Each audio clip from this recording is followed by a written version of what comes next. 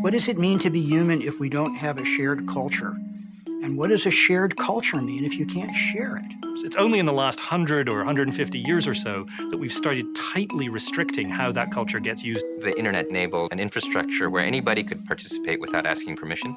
We have all these new technologies that allow people to express themselves, take control of their own creative impulses, but the law is getting in the way. Creative Commons is designed to save the world from failed sharing.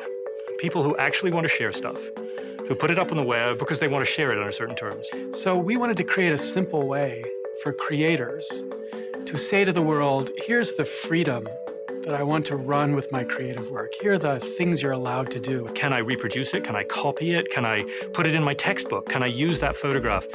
Can I make a new version of it? Creative Commons gives tools to creators to make a choice about copyright. Creative Commons license can cover anything that copyright covers. Every license says, you need to give me attribution. I created this, give me credit for the work I did. The basic choices are commercial use or not. Can you make derivative works, versions, adaptations, or not?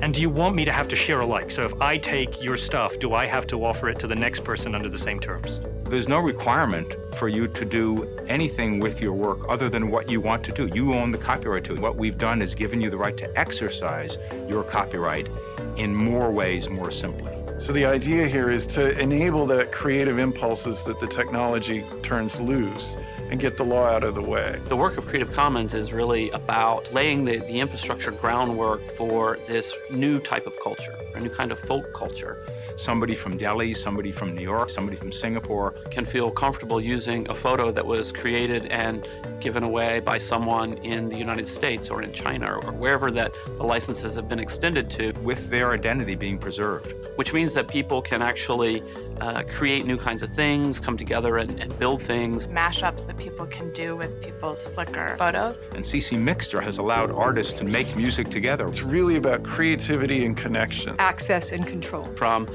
amateurs who simply, for the love of what they're doing and they want to share it and they want other people to be able to make use of it, to commercial organizations. In the end, this will have a very successful place in the for-profit economy. Creative Commons is the bridge to this future. Is you got to move away from thinking about content to thinking about communities. Communities that develop around content, and the sharing that the licenses allow enable these communities to come together. A physical commons is like a park where anybody can enter equally. A commons with intellectual works is actually much freer. It really is going to be the pillar for communications between people, cultural exchange. The space for more speech, more free expression.